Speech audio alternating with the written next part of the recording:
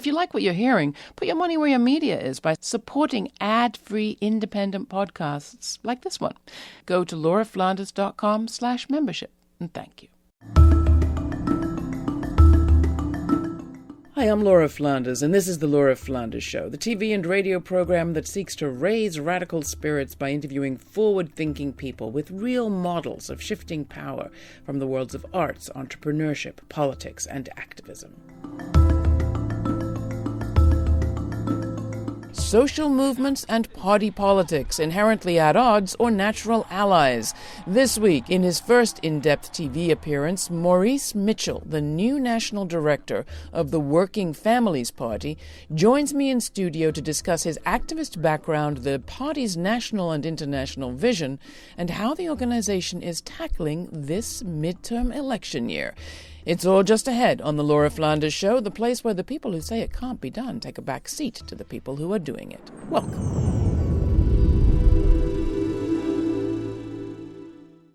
After the 2016 elections, defeated but newly energized progressive voters around the country vowed to win back power from the right. Grab them by the midterms, said some of the signs at last year's Women's March. Vote them out was the rallying cry at the more recent March for Our Lives. The 2018 midterms coming up will be a major test of the strength of what has been dubbed the resistance. The Working Families Party is in the midst of all of this, an independent party formed by unions, activists, and advocates in the late 1980s. The WFP recently welcomed a new national director who embodies its belief in the convergence of social movement with electoral strategy. Maurice Mitchell has worked as a community organizer for years, including in Ferguson and with the Movement for Black Lives. I am very happy to welcome him to the show. Maurice, welcome. Glad to have you. Thank you. So I'm not clear whether to start with you or start with the party, but I think because so many people are unfamiliar with the party in many of our states, Yes, where it doesn't really exist, that we should start there. Tell us what the Working Families Party is, how you operate, and then we'll get to why the heck you're heading it up. absolutely.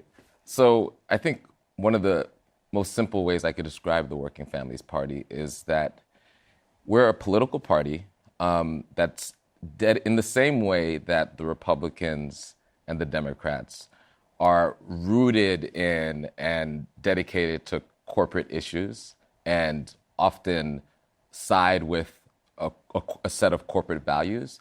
We side with a set of values of working people.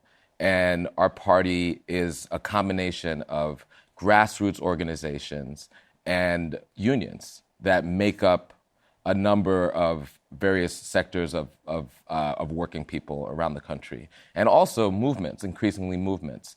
And so when the rubber hits the road and we have to make a hard decision, we call on our base, working people, grassroots organization fighting for everyday sort of bread and butter issues on the front line around issues like police violence, on the front line like issues like immigration. We call on them when we have to make tough decisions.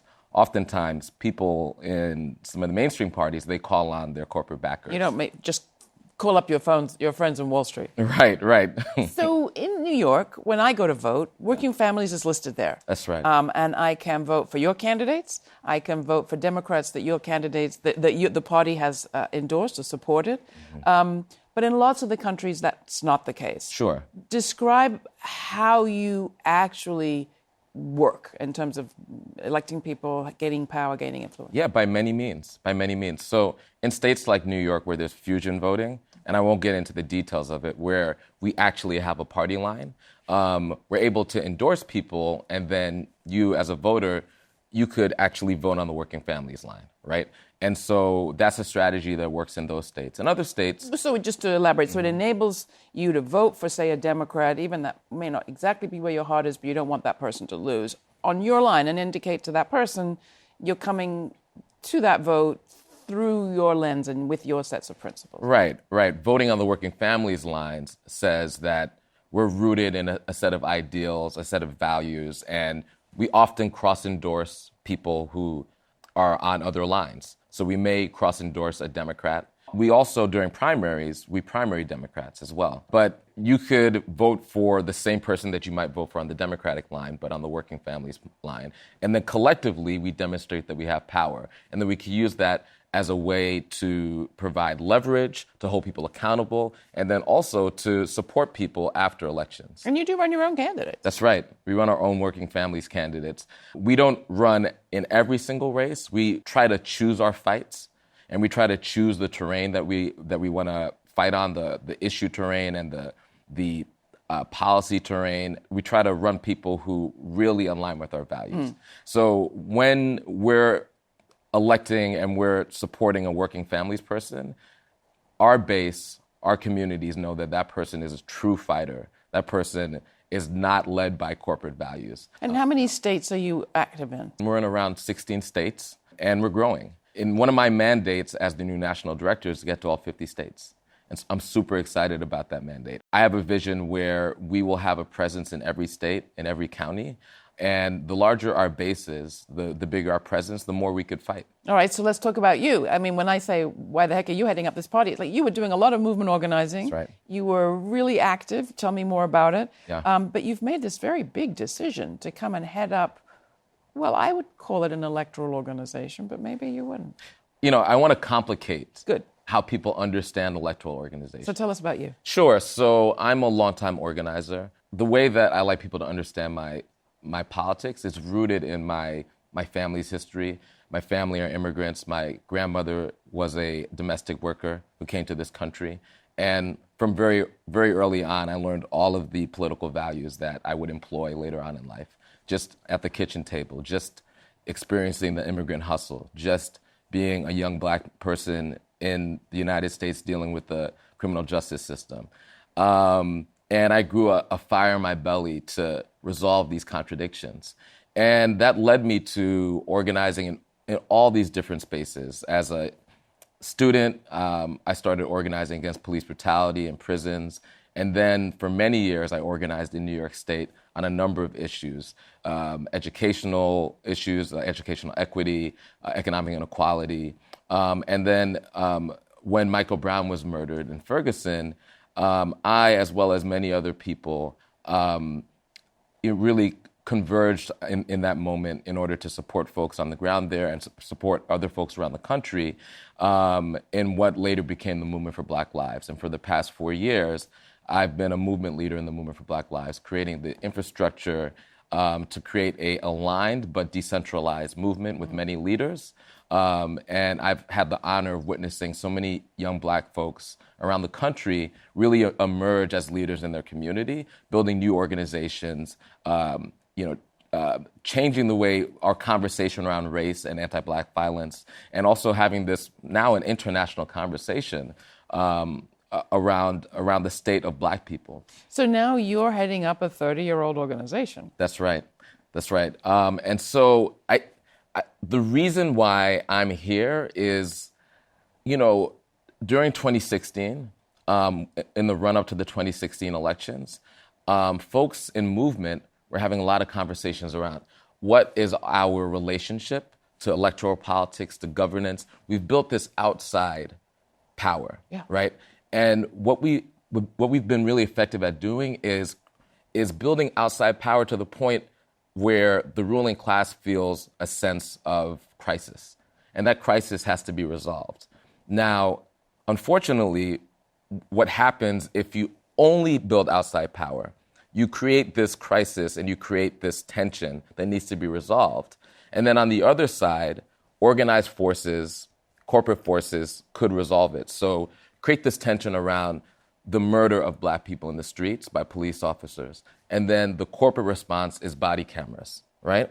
And then Taser International, a corporation, gets all of these contracts in order to resolve this crisis, right? And so... Not in the way you would have intended. Absolutely. And so if we don't contend with governing, if we don't contend with taking power, both economic and political power, as well as developing the protest power, we'll continue to sort of pose these questions that ultimately get answered by our opponents. There's also the phenomenon of, during the 2016 primaries, we saw people from the Movement for Black Lives pushing Democrats. That's right. To address race. That's right. And that was unsatisfying too. Yeah, it was unsatisfying because, again, we were only able to push people who actually weren't rooted in our values and our communities a little bit around the way around race. I think we're really effective in making our issues a front and center issue in the debate, but still it was unsatisfying. And then ultimately with the election of Donald Trump and his whole movement, I think many of us took a step back and took this question of governance even more seriously. Also of issues. After the election, we had that same old familiar debate we've had a million times of, well, we should never have talked about race. We should just focus on class. When did that begin? When did class get so divorced from race in our discourse? And let's throw gender and everything else in there. I've always wondered, how did we end up with social issues and economic issues? It's not one or the other when it's affecting my body. Yeah, absolutely not. And I feel really passionately about this. And for the past 4 years in the movement for Black Lives, one of the interventions we wanted to make is that we're an intersectional movement, right? And so I don't experience things as only as a Black person, or only as a son of immigrants, or it's, I have a very complex and layered identity. And so that's how people actually experience their lives. Now, when it comes to party politics, this false debate needs to be resolved between economic inequality, resolving that, and fundamentally changing the power dynamics in our economy, creating an economy for all, and racial justice, and making sure that people of color are in every way full citizens and fully are able to access our democracy, that Black folks are able to fully access our democracy. Those two things go hand in hand, and actually, there's a term called racial capitalism because people understand historically how things like the genocide of Native people and the transatlantic slave trade and the capture of African people, how that historically had everything to do with the development of capitalism. And so if we want to resolve these contradictions and these sore spots in our economic system, we need to deal with racial justice. And also, if we want to resolve these fundamental questions around race, we need to deal with economic justice. This is the Laura Flanders Show. I'm Laura. My guest is Maurice Mitchell, the new national director of the Working Families Party. In this midterm election year, he's on a mission to make that party the political home for a newly energized generation of voters. More to come.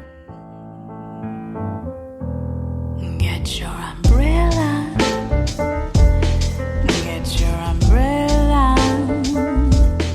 It's gonna rain again. Board up your window. Board up your windows. The storm's not your friend. You said everything's gonna be alright, but I don't believe that you're alright. I wish I'd change my mind tonight, 'cause I wanna believe, I wanna believe, I wanna believe. That was I Want to Believe by Una from their album Noise of the Wing. Cast a vote for this program by becoming a sustaining member for as little as $2 a month, or make a one-time donation by going to www.lauraflanders.org. Thanks. If you'd like a copy of this program, simply subscribe to the podcast on iTunes, Stitcher, or wherever it is you get your podcasts. You'll also receive my weekly commentary, The F Word. This week's all about America's largest single voting bloc, millennials and Gen Z, and all those people who are trying to stop them voting. As we saw in 2016, voting matters, and my guest, Maurice Mitchell, the new national director of the Working Families Party, wants to fire up the base in unprecedented ways for what he calls these unprecedented times. Jean-Bertrand Aristide, the president of Haiti, once said that the elections just take the temperature of the democracy. They're not the democracy. If you were to take the temperature of the Working Families Party now, like where you're at, and we're speaking at the beginning of the summer season of 2018 and the run-up to the midterms, where would you say we're at? What are you excited about, and where are you pushing? What I'm excited about is I feel like we're in unprecedented times. And we're in a time of a volatile time, right? And during times of volatility, there's just great opportunity, right? If we seize it. So I think it's a question. If we seize this opportunity where, we have all of these new movements that have come about in the past few years, the movement of dreamers and immigrants, the movement for Black Lives, the Never Again movement around gun violence, the Women's March, right? So an unprecedented sort of culture shift in how people relate to their democracy. That is also an indicator of where our democracy is at. And at the same time, especially with millennials and young people, lower and lower party affiliation. Because people are finding a hard time sort of associating with these two very corporate entities. One is a center-right party. The other is a far-right proto-fascist party, right? And people have a desire, have a hunger for something different. They want an electoral expression of these movements. And they've been finding some good people to vote for in the primaries. Yes, absolutely. People like Stacey Abrams, the Democratic gubernatorial candidate in Georgia. Yes, and we're super excited about her race. We've endorsed her, and, we have people on the ground in Georgia. And another aside around that is the collaboration that's happening around amazing visionary leaders like Stacey. So it's not just us in Georgia, it's a whole coalition of forces. And so if I were to take the temperature, I think that this is a moment of great opportunity for people of goodwill, for people on the left, and for the party to be a political home for people who have those values that, where you have to kind of like hold your nose and make that strategic vote, but you feel funny about it. We want to create a political home where you can feel really proud about it. And I think this is a great time where participation is growing, but party affiliation is declining. In that sweet spot, that's where the Working Families Party, I think, could really be ascended. Shout out to people who haven't heard of Stacey Abrams yet. And why is it so significant what just happened in Georgia? So the Stacey Abrams race is so significant because Stacey Abrams is a true progressive, a true fighter. She's been committed since a young person around these values. This isn't something she just stepped into. And she built a grassroots movement led by Black women. So I always say one of my political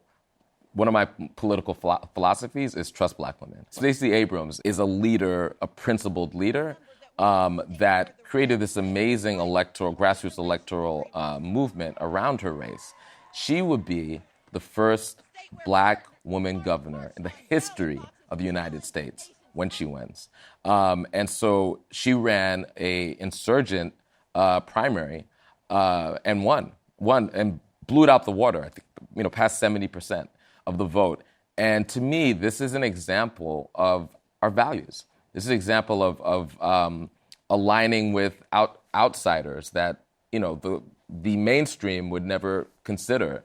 Right now there's this fight that's taking place where a lot of these outside candidates, many of them women, are being challenged by the DCCC and others to get out of the races because, the Democrats are so concerned with flipping Congress that they rather have, middle of the road. They're still committed to these white guy veterans and, small business people, that sort of strategy. The Democratic Congressional Campaign Committee. Yeah, and we believe that when you find somebody who's authentic, who's rooted in their community, who has real values, you'll develop a movement around them that'll take them over the edge. And we saw that with Stacey Abrams, and I couldn't be more excited.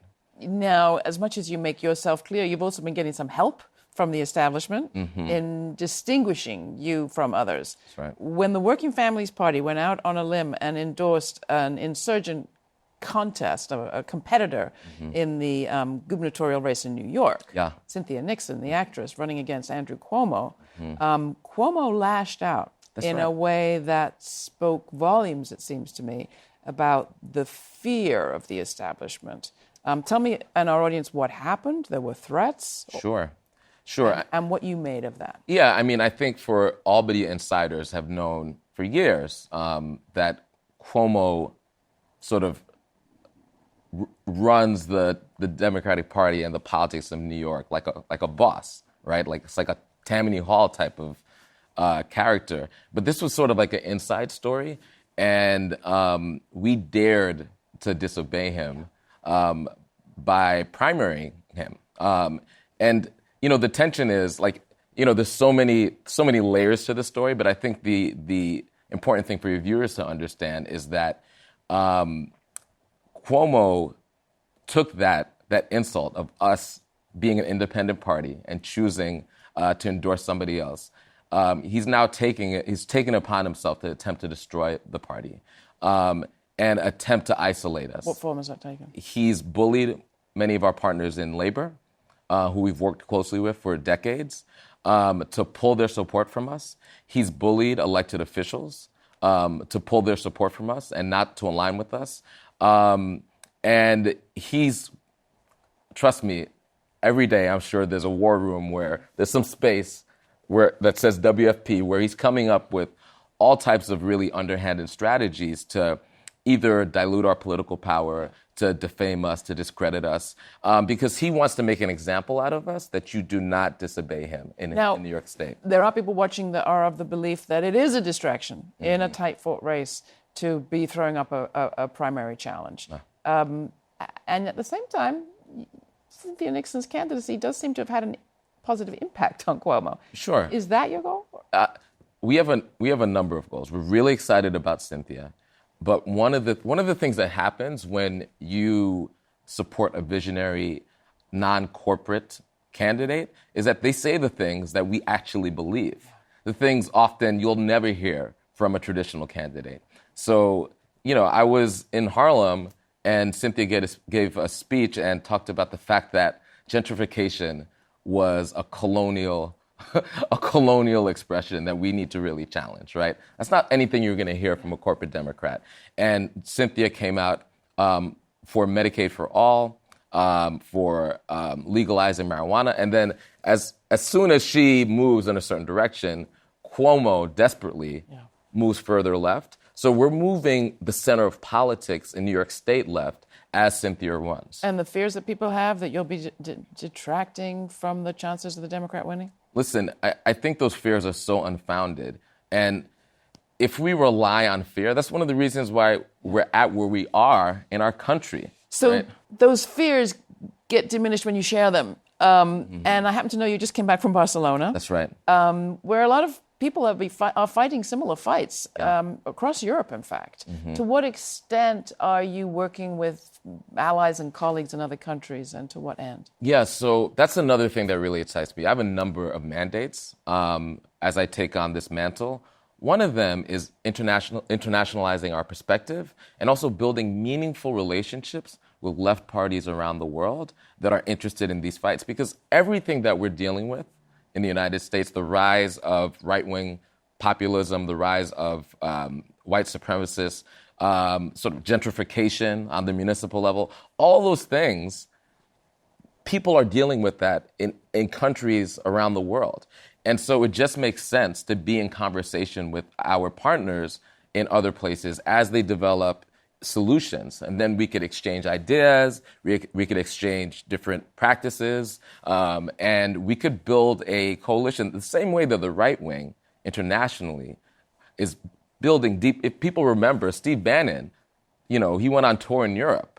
And so in the same way that the far right is building this international coalition, we need to be strategic and internationalize our perspective, internationalize our relationships, and internationalize our politics. And so the Working Families Party is, in the next few years, going to engage with, you know, folks in the UK that are doing interesting things, folks in Spain.